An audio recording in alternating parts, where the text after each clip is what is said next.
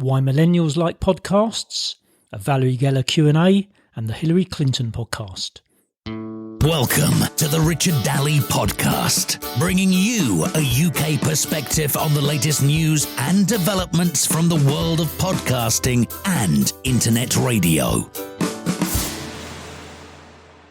Welcome to episode 14. So how do you listen to podcasts?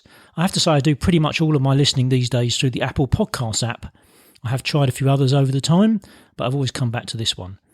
But maybe it's time to look for a new app, and if you're looking for one, you could check out an in-depth review that I found of the Overcast app for iOS from thesuitesetup.com. Now, this is a really thorough review. It covers Overcast really well, and it also mentions some other podcast apps that are worth trying out. I have used Overcast in the past, and I do recommend checking it out. This week, Mark Ramsey features another video recording from his recent Hivio conference on his blog at markramseymedia.com.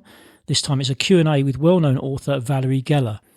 Valerie Geller is a talent coach who works with personalities in podcasting, radio and television. She's written several books, including Creating Powerful Radio and Beyond Powerful Radio, both of which I own. I have to say they are great books for anyone looking to work in radio or indeed in podcasting. The Q&A was on the topic of the future of radio and podcasting talent.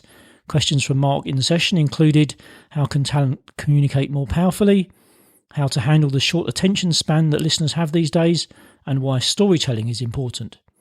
As a bonus, there's even a question about what radio presenters and podcasters could learn from Donald Trump. It's worth listening to the 20-minute interview and Q&A just for that one. A piece from The Guardian now, and another name that I'm bound to mispronounce. This is Scroobius Pip. With podcasting, you can give a platform to unexpected people.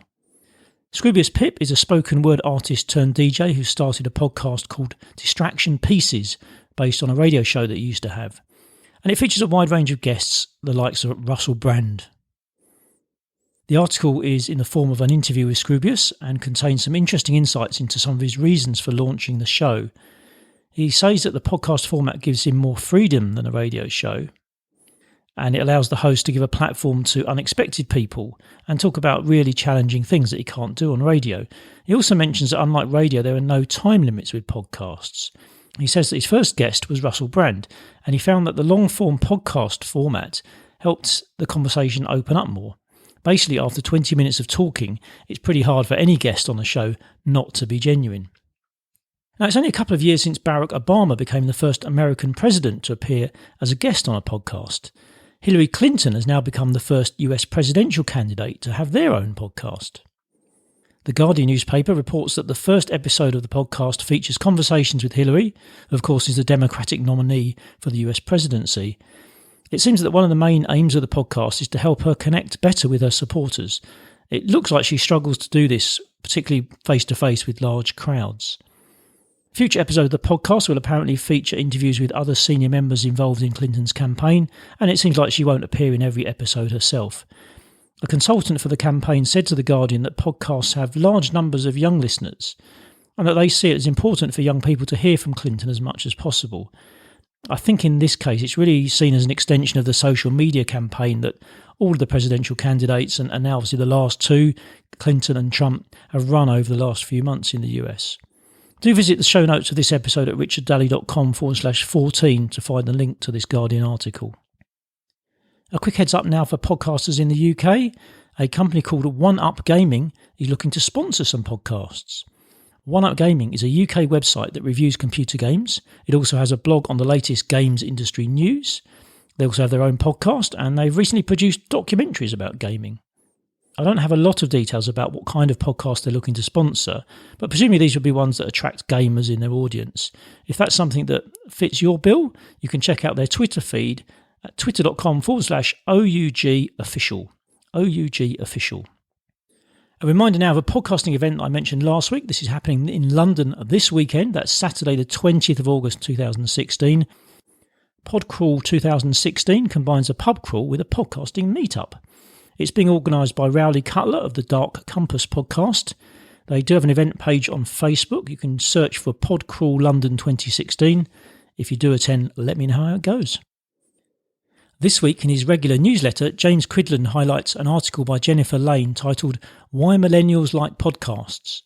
This article is from audioforcast.com and discusses statistics on both radio and podcast listening amongst millennials, but it also goes on to cover a discussion that the author had with her own daughter about podcast listening. The article gives a good insight into why millennials and even the post-millennial generation, I'm not sure that's the right word for that, maybe it's Generation Z or something like that. Anyway, those are in the, say, 12 to 17 year age range now, why these groups are listening to more podcasts. The article comes to a few conclusions on this. One, younger people are more attached to their mobile devices, so if the content is available on their device, it's going to be worth their attention. Number two, on-demand content is key. Young people want what they want when they want it. Number three, shared content is important. Not only do millennials like to share, they also like to like and share what others share. And four, finally, non-fiction and reality content is a big thing with millennials. Just look at the TV these days and what's being watched.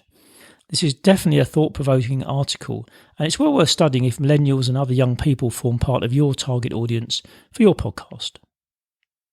I'm going to end the episode this week, as usual, with the Where Can You Meet Me feature. I'll be at James Cridland's next radio conference on the 19th of September. That's in London. It's the UK's biggest radio conference. Tickets are still only £149 plus VAT, so it's a pretty affordable day out. If you're attending, do let me know. Tweet me at Richard Daly or email me richard@richarddaly.com. Okay, so that's all from the Richard Daly podcast for this week.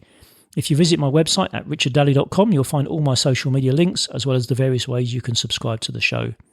The show notes for this episode are at richarddaly.com/14. That's the number 14.